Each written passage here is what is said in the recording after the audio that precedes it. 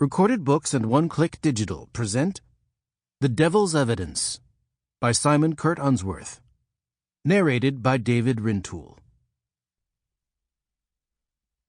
Prologue. It was a building, and it had burned. How many does this make it? Fool ignored the question, lifting his hands to his face and rubbing, and the skin of his palm smelled of soot and scorched flesh. "I don't know," he said eventually, dropping his hands from the exhaustion that his head had become. How many fires have there been in the previous days and weeks? He wondered, and then stopped wondering and tried to remember. I should know, he thought. I'm an information man. I should act like one, and not like the fool I was. So, how many? Certainly 5. When he sifted through his mind, he found that many, but possibly more, almost certainly more. He was tired, the images in his head jumbling, blurring together. At least 5, but more, definitely more. 6, maybe 7, or even 8. Buildings, burned and damaged. "It's 8, said Marianne at his side, and Fool turned to her, focusing, pulling himself back to now, looking at her with his officer's eyes. She was young, only several months old, despite her adulthood, freshly harvested from limbo and made into one of the new information men, and she was already beginning to understand her role. She was already good.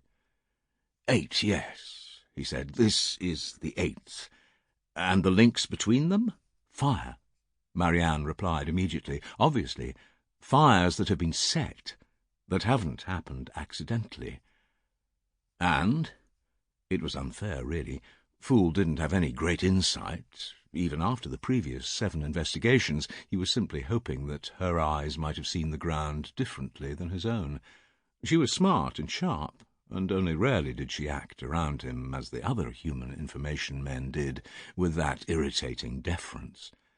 Now, however, she looked at him without speaking, unable to answer, shoulders hunching slightly into a shrug. Sighing, he turned away from her and looked at the burned thing at his front, and thought back over the whole fucking smoking mess of the investigation. 8 fires, 8 things burned to soot and spindle and ragged chaos, and what did he know? Mr. Tapp crouched in the corner and watched, impassive. Fool's officers, his troops, as the bureaucracy now insisted on calling them, were distracting him, pushing and poking and talking. Each time he tried to focus on the details, the sound of them shifted his attention, or one of them would amble into his eye line, and he would lose the threads that were starting to form behind his eyes. They weren't helping. They weren't finding clues, assuming there were any to find. They were simply creating more chaos, more disorder, blurring the narrative the building was trying to tell him. "Out!" he said, finally, waving his hand at the door. "Sir?" asked one of the demons, its black uniform hanging awkwardly over a body that appeared to be formed solely of twists and kinks. Fool could hear the disgust in its voice.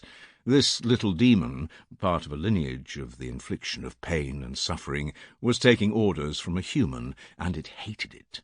Hated it. Never mind. It would learn, or it would be taken away. That was how things were now. "Out!" said Fool again, this time more loudly, jabbing his finger at the doorway. "All of you! Wait outside!"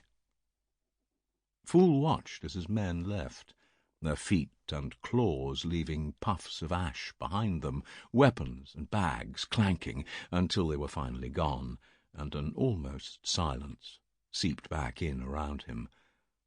Only Mr. Tapp remained, still in the corner, still crouched and watching. Its skin seemed slick in the hazy light, its mouth open and tasting the air. Fool, as instructed, tried to ignore it and turned back into the dead structure and tried to read its corpse.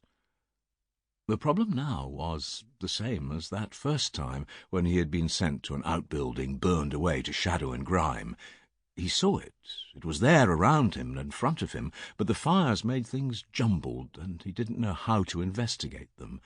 He'd never Sample complete. Ready to continue?